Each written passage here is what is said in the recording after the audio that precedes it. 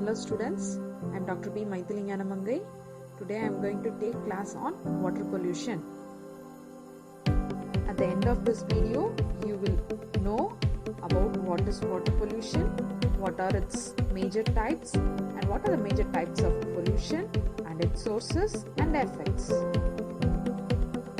What is water pollution? When a water is adulterated or contaminated with unwanted substances that causes harmful effect on the environment and the lives on the environment is called as water pollution. First, let's see what is point source pollution. So actually, the water pollution is broadly classified into two types. One is point source pollution and the another one is non-point source pollution. The point source pollution is when we can identify the source of the pollution. It can be originated from one site or one industry. Industrial pollution is the best example for point source pollution. Let us now learn about non-point source pollution. When the source of pollution is unidentified, then it is called as non-point source pollution. It can be originated from many sites. Best example for non-point source pollution is nutrient pollution by flood or agriculture runoff. The worst type of pollution is non-point source pollution. So, we should identify some preventive measures to control this non-point source pollution. How does this non-point source pollution occur? It is occurring mainly due to the agriculture waste. So how can we prevent it? We can use vegetation to reduce soil erosion. We can also reduce the fertilizers to the minimal amount. We can use plant buffer zones around the fields to separate your land and the agriculture area with the river zone. Integrated pest management, like only using pesticides when necessary, will help us to prevent the non-point source pollution. We can use plant buffers around the animal feedlots. Keeping these feedlots away from the slopes and surface water and flood zones can also prevent non-point source pollution.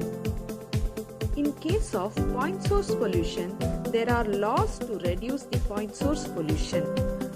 Clean Water Act and Water Quality Act is the main act that prevents point source pollution. Hope students, you are now clear about point source and non-point source pollution.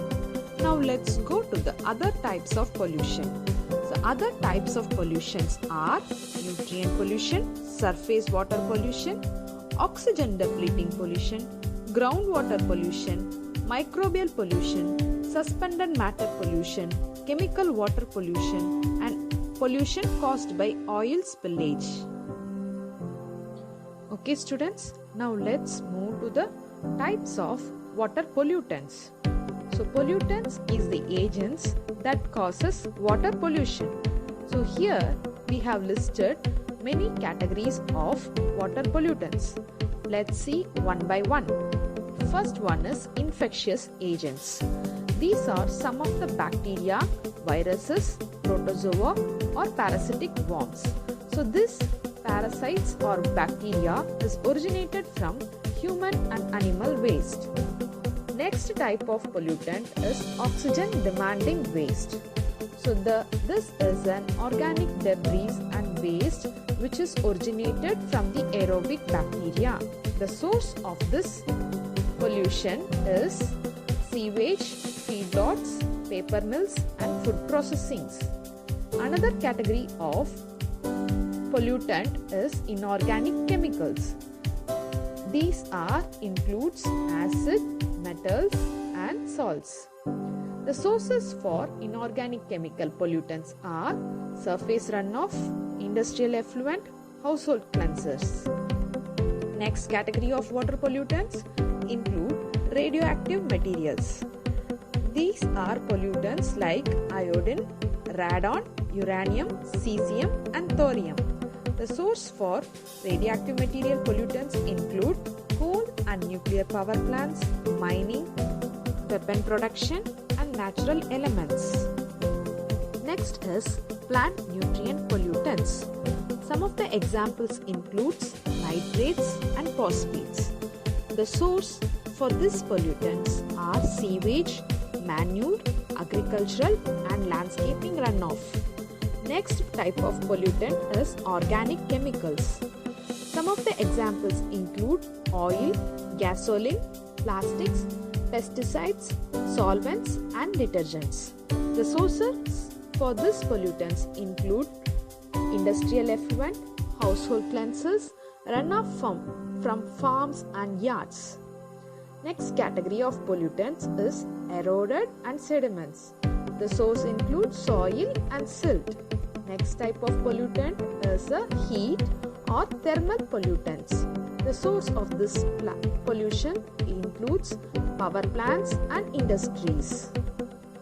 So very bored about my text? Okay, now let's see a virtual example for pollution in streams. Look at the picture. You can see 5 different zones. So this is a pollution that is getting occurred in the rivers. In streams or rivers, when a pollutant is coming and combining with the river water, it gets diluted and again enters the normal stream, which is called as clear zone. So in this picture you can see 5 zones, where the first zone and the last zone are clear zones, where your dissolved oxygen levels and biological oxygen demand will be same. The other 3 zones are decomposition zone, septic zone and recovery zone. So this differs according to the level of pollution. Next type of pollution is lake pollution. So lake pollution is more vulnerable than the streams because the pollutants cannot be diluted very easily, unlike your streams. How does the pollutant enters the lake? There are 2 types of lake pollution. One is eutrophication and another one is oligotrophic. So this is mainly the effect of lake pollution. So due to the pollutants, either there may be a higher growth which causes eutrophication due to the algal growth. Next category is oligotrophic, where the organisms cannot live at all in the lake. This type of pollution is very dangerous. Here is the visual treat for oligotrophic and eutrophic lakes. In the first figure, you can see a lake where there is no source of life. In the second figure, you can see overgrowth of algae. Come on students, let's learn about one important pollution, which is a groundwater pollution. This is a pollution that is a best example for non-point source pollution. How this groundwater pollution occurs? It is because of the toxic chemicals that we dump in a particular sites gets movement and then enters the groundwater. We should involve ourselves to create an alternative strategy to prevent a groundwater pollution. How can we prevent? We can find substitute for toxic chemicals. We can keep the toxic chemicals out of the environment. We can install monitoring wells near landfills and underground tanks.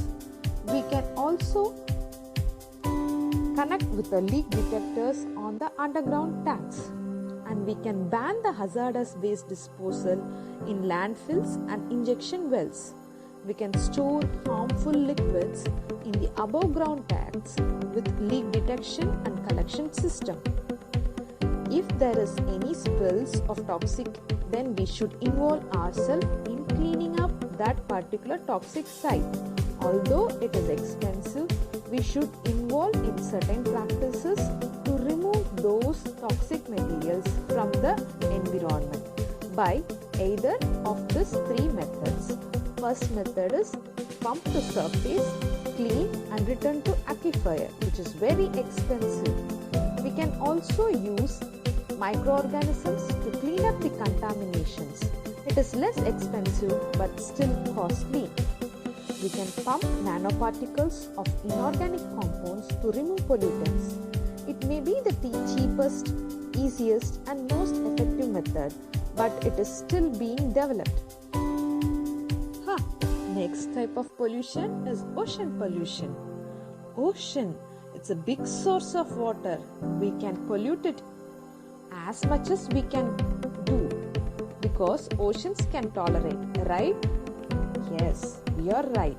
But we should avoid ocean dumping.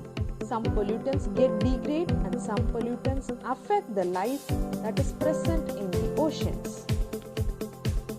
Do you know which is the major pollutant that is affecting and causing ocean life and creating ocean pollution? Yes, you are right.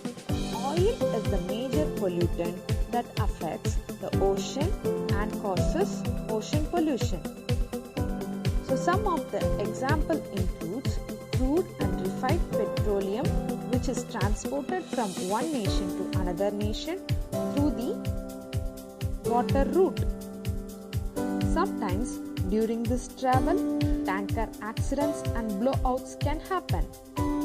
Due to this, there is a chance of getting the oil contaminating the oceans. At that time, the volatile hydrocarbons kills the larvae that tar like globes coat on birds and marine mammals. This oil destroys the insulation and buoyancy of the water. Heavy oil sinks and kills bottom organisms. Coral reefs present in the marine dies. The recovery is very slow and the oil slicks ruin the beaches. There is limited effectiveness for the cleanup methods. Let's see what is coastal water pollution. Coastal water pollution is the pollution that is occurring due to the release of various toxic materials at the side of coast. Major source of coastal pollution are there in this slide as a visual treats. Let's see one by one. First one is industrial sources that releases nitrogen oxides from autos, smokestacks, toxic chemicals and heavy metals in the effluents that flow into the bays and the estuaries. Next, due to the cities, the toxic metals and oil from the streets and parking lots pollute waters. Sewage also adds nitrogen and phosphorus. Next is due to the urban sprawl. Bacteria, viruses from the sewers and septic tanks contaminate the shellfish beds and close beaches. Runoff of fertilization from lawns add nitrogen and phosphorus. Due to the construction sites, sediments are washed into waterways, choking fishes and plants, clouding waters and blocking sunlight. Next source is farms. Agriculture runoff, pesticides, manures and fertilizers add toxins and excess nitrogen and phosphorus to the coast. There are some zones called red tides where excess nitrogen causes explosive growth of toxic microscopic algae, poisoning fish and marine mammals. You can see some healthy zones which is due to the dilution of the pollutants. Here you can see clear oxygen-rich waters that promote growth of planktons and seagrasses and support fishes. There are certain sites where toxic sediments and oxygen depletion is there. In that areas you can see very reduced lives or sometimes dead lives.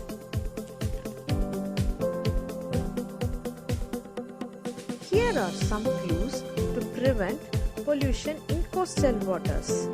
Let's see what are they. We can reduce the input of toxic pollutants. We can separate sewage and storm lines. We can ban dumping of waste and sewage by maritime and cruise ships in coastal waters. We can ban ocean dumping of sludge and hazardous dredged material. We can protect sensitive areas from the development, oil drilling and oil shipping. We can regulate coastal development much better. We can recycle the used oil. It requires double hulls for oil tankers.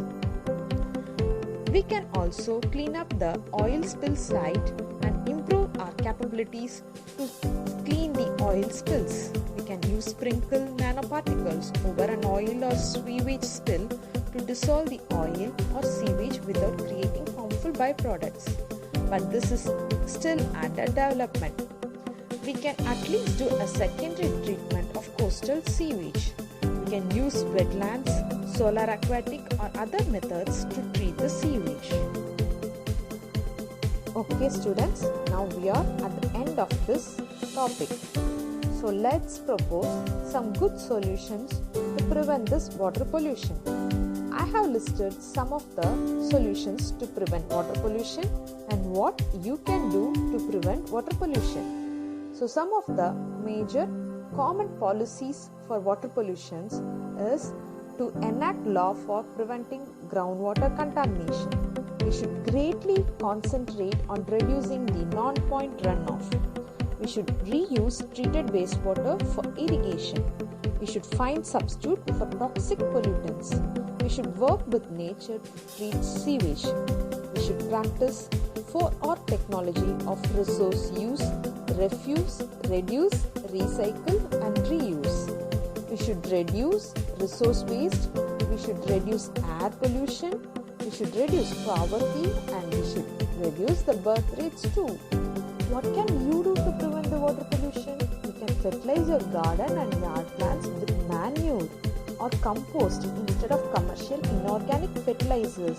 You can use the minimized pesticides in your farms. Never apply fertilizer or pesticides near a body of water. Grow or buy organic foods. Compost your food waste. Do not use water fresheners in toilets. Do not flush unwanted medicine down the toilet. Do not pour pesticides, paints, solvents, oil, antifreeze, other products containing harmful chemicals down the drain or onto the ground.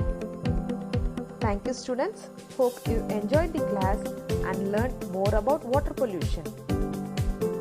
Hello students.